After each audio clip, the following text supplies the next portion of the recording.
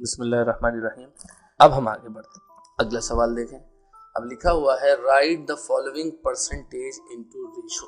Percentage की एक और डेफिनेशन जो हमने देखी थी, उसको एक दफा फिर देखते हैं। ये क्या थी definition? Percent is simply a ratio. ये क्या है? ये मवाजना है, कंपैरिजन है ऑफ सम नंबर, किसी नंबर का टू 100 के साथ। किसी भी नंबर का अगर 100 के साथ आप कंपैरिजन कर रहे हैं तो वो परसेंट कहलाएगा या परसेंटेज कहलाएगा। हमसे सवाल में कहा ही जा रहा है right the following percentage into ratio. In percentages को हमने किस में लिखना है? हमने रेशो में लिखना है। पहला सवाल लेते हैं 25%। अब 25% का मतलब क्या है? 25% का मतलब ये है 25 अपॉन 100, 25/100। 25 अपॉन 100 ये बन गया फ्रैक्शन। हमने लेकिन इसको रेशो की फॉर्म में लिखना है, लेकिन इससे पहले हमें इसको सिंप्लीफाई यानी कि इसको रिड्यूस करना होगा। अब रिड्यूस कैसे करेंगे? हम ये देखते हैं कि दोनों किसी एक नंबर के टेबल में आते हैं। जी हाँ, दोनों 25 के टेबल में आते हैं, तो आप कर दें 25 से कम 25 और 25 चौके 100 यानी 25 4 100। ये बन गया 1/4, 1/4। और 1/4 को हम रेशो की फॉर्म में कैसे लिख सकते हैं? 1:4। अगला सवाल है 31%। अब 31% को हम जो है वो लिखेंगे 31 अपॉन 100। अब 31 और 100 दोनों किसी एक नंबर के टेबल में नहीं जाते, लिहाजा इसको हमें ऐसे ही लिखना पड़ेगा यानी कि 31:100। ये रेशो में हमने लिख दिया। इसके बाद हम देखते हैं चौथा सवाल जो है 2.5%। अब देखिए यहाँ पर जो है वो डेसिमल फ्रैक्शन में हमारा सवाल आ गया। अब मैं इसको कैसे लिख सकता हूँ? एक तरीका तो ये है कि मैं 2.5 यानी ये है 2.5, तो इसको मैं लिख दूं 2.5 और परसेंट है, इसका मतलब 2.5/100, 2.5 अपॉन 100। अब 2.5 अपॉन 100 है, ये तो आपका है 2.5%, सही है। अब इसको मैं अगर रेशो बनाऊंगा तो ये बनेगा 2.5:100, क्योंकि डिनोमिनेटर में 100 ये आ जाएगा इधर। लेकिन इसको हमें रिड्यूस करना पड़ेगा, ये डेसिमल में है। और आपको बताया था हमने रेशो का, अगर आप चैप्टर रिव्यू करें या ध्यान में दोबारा दोहराएं, रिकॉल करें, तो आपको याद होगा कि अगर डेसिमल में हमारे पास नंबर है तो हम इसको कैसे रिड्यूस करते हैं कि हम ये देखते हैं कि अगर ये मैं डेसिमल हटाऊं तो इसके नीचे लगेगा 1 के बाद एक 0 लगेगा, क्योंकि एक डेसिमल है। अब हम क्या करेंगे कि ऐसा नंबर सोचेंगे कि जो इन दोनों का यानी इसका और इसके डिनोमिनेटर में जो है वो 1 है, इन दोनों का एलसीएम हो, जो कि वो उससे हम इनको मल्टीप्लाई कर देंगे। 10 और 1 का एलसीएम क्या आएगा? 10 ही आएगा। लिहाजा मैं इस फ्रैक्शन को भी 10 से मल्टीप्लाई कर दूं और इस फ्रैक्शन को भी 10 से मल्टीप्लाई कर दूं, तो ये 10 1 10, 10 1 10, ये बन जाएगा 25 और 100 को 10 से मल्टीप्लाई करें तो ये बन जाएगा 1000। अब ये बन गया 25:1000। अब हमने क्या करना है? अब आपने इसको देखना है कि ये दोनों किसी एक नंबर के टेबल में जाते हैं, ये बिल्कुल जाते हैं। दोनों 5 से भी डिवाइड होते हैं, सही है। और अगर आप देखें 25 और 100, अगर मैं इसको 100 मान लूँ तो 25 और 100 जो है वो 25 के टेबल में भी जाते हैं। तो आप इसको क्या कर सकते हैं, इसको आप फ्रैक्शन की तरह लिखें और इसको ऐसे कैंसिल करें। 25 1 25, 25 4 100, और ये एक 0 है तो एक 0 से एक 0 कट जाएगा, ये हो जाएगा 1/40।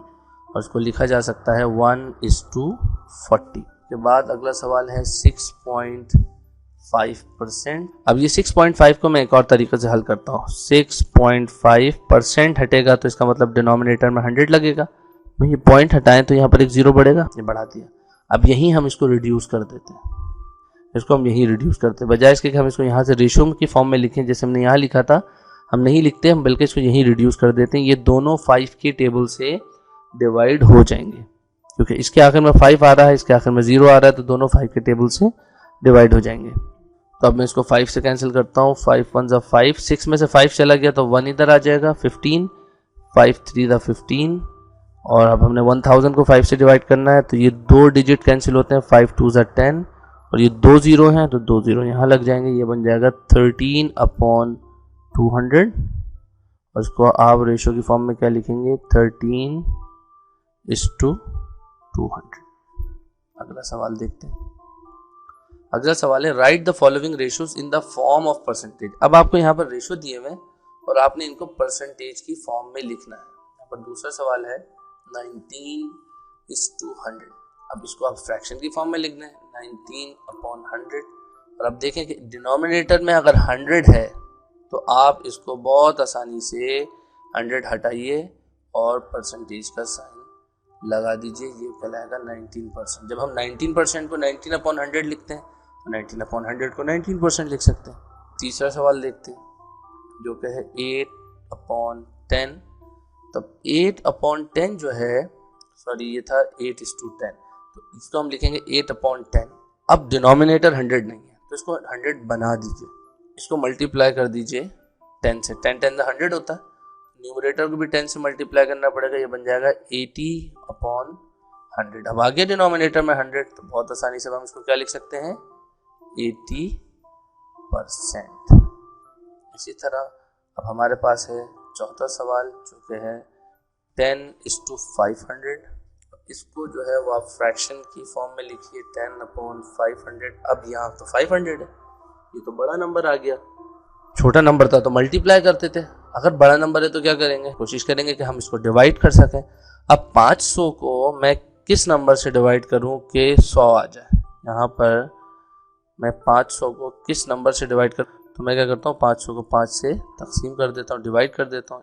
लेकिन 10 को भी हमें 5 से डिवाइड करना पड़ेगा। अब 10 को 5 से डिवाइड करते हैं, यानी कि 10 को अगर मैं 5 से डिवाइड करूँगा तो 5 2 ज़ा 10 होता है, तो यहाँ पर आ जाएगा 2। और 500 को अगर मैं 5 से डिवाइड करता हूँ तो क्या आता है 100 आता है, ये मैंने लिखा हुआ है 100।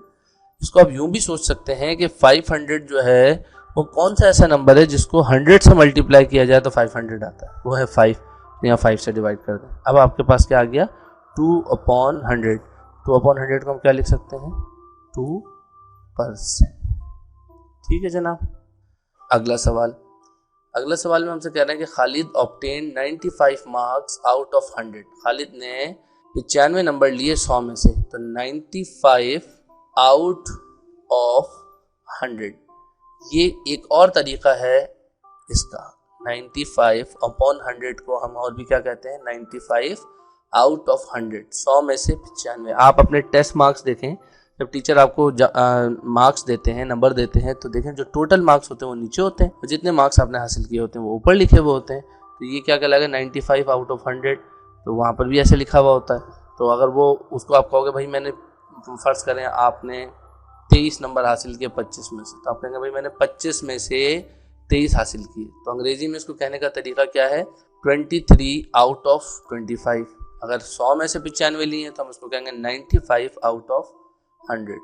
तो इसको अगर मैं परसेंटेज के फॉर्म में लिखना चाहूँ तो ये क्या बन जाएगा 95%। और हमसे पूछा भी ये गया है what percent marks she has obtain, कितना परसेंट उसने मार्क्स हासिल किए हैं।